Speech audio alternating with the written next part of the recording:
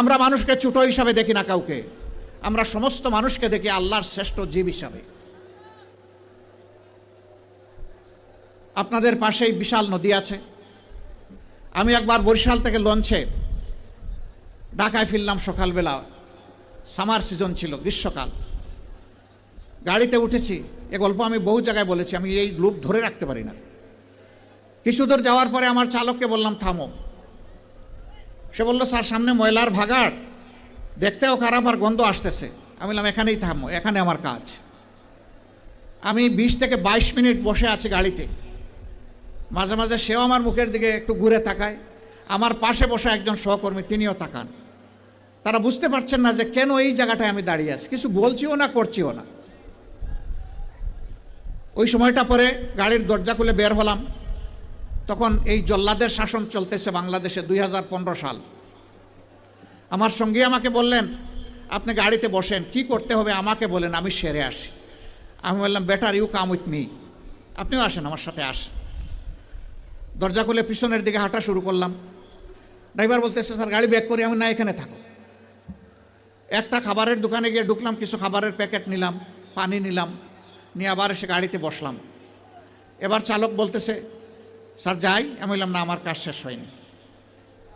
5-7 minute পরে আমি গাড়ির দরজা করে আবার নামলাম।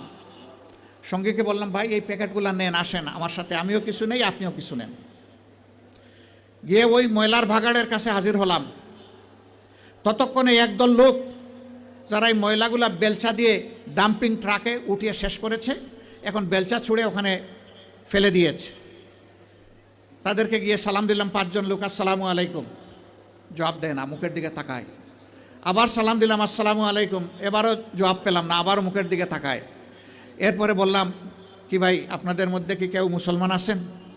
একজন ভীষণ রাগ করে বলল আমি শুধু মুসলমান না, বাকি ওরা তো সব মুসলমান, তো জবাব দেয় না কেন? বললাম কোনো সমস্যা নাই। আবার সালাম দিচ্ছি, আসসালামু আলাইকুম। এবার সবাই সমস্যারে জবাব দিল আলাইকুম আসসালাম। জিজ্ঞেস করলো আপনি কে? বললাম আপনাদের জাতি ভাই। আপনি কি সিনেমা করতে আসছেন? আমার এই চেহারা দেখে মনে হয় যে আমি সিনেমা করতে আসছি। কয় না, তা তো মনে হয় না, কিন্তু আপনার কথাবার্তায় তো এরকমই মনে হচ্ছে। তো আপনি কেন আসছেন? আমি বললাম আপনাদের হাত ধুইতে আসছি। ওই শুনেন আমরা গরিব মানুষ, আমাদেরকে নিয়ে উপহাস করবেন না। আমি বললাম আল্লাহর কসম আমি উপহাসও করতে আসি নাই। তাইলে আপনি আমাদের হাত ধোয়াবেন কেন? আমি বললাম তোমরা সমাজের হাত ধোয়াও, একটা দিন অন্তত তোমাদের হাত ধোয়াই। আমাদেরকে ছেড়ে দেন, আমাদের অনেক কাজ, বুঝতে পারছি না আপনি কি জিনিস। আমি বললাম যে আমি বড় শক্ত জিনিস, হাত না ধুইয়া তোমাদেরকে ছেড়ে দেব না আমি। রোদের মধ্যে ঘামতেছে, একজন রাগ করে বললো এই দে, উনার এত শখ জাগছে, দে হাত দে, আমারটা আগেই দিচ্ছি। তো উনি হাত দিল, আমি ধোয়াই ঠোয়া খসলাইয়া পরিষ্কার করে বললাম ভাই অনেক শুক্রিয়া তোমাকে। একজন একজন করে হাত দেয় আর খিলখিলাইয়া হাসে। আমার ধারণা আমাকে দেখে মনে করছে পাবনার হেমায়েতপুর থেকে ছুটে আসা কোনো পাগল ছাড়া আর কিছু হবে না। হাত ধোয়ানো শেষ। এবার আমার 2 সঙ্গীকে বললাম যে একটু খাবারের প্যাকেটটা দেন। বললাম না না এগুলো লাগবে না। বললাম কেন লাগবে না ভাই? তোমরা তো চাওনি, আমি খুশি হয়ে দিচ্ছি, একটু নিবা না? জি না জি না জি না, এগুলো আমরা। আমি বললাম যে বলো তাইলে কোনটা থেকে খেতে হবে, আমি আগে খাই একটু, তারপরে নিয়ে যাও। তখন একজন বলে তাইলে ঠিক আছে দিয়া দেন। বললাম হ্যাঁ দুনিয়া অনেক কিছু ঘটে। হাতে নিল, নেওয়ার পরে একজন একটু দীর্ঘ শ্বাস ফেলে বলল তাহলে আমরাও মানুষ। আমি বললাম কেন এই কথা বললেন কেন? জি না, আপনাদের মতো মানুষেরা আমাদেরকে মানুষ বলে না, বলে আমরা সুইপার, বলে আমরা মেথর। আমাদের কাছে কেউ দাঁড়াইতে চায় না, কোনো রাস্তা দিয়ে আমরা হাঁটলে মানুষ সরে যায়। সমাজের মানুষ আমাদেরকে অচ্ছুত মনে করে, এদেরকে ছুঁইলেই জাত যাবে।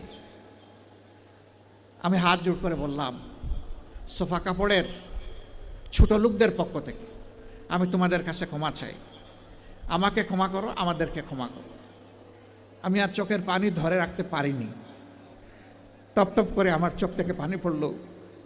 যে মানুষগুলো তাদের জীবনের পরিশ্রমের বিনিময়ে সমাজের চাকাটাকে চালু রাখে, আমরা কিনা তাদেরকে মানুষ বলি না, আমরা তাদেরকে সুইপার বলি, মেথর বলি।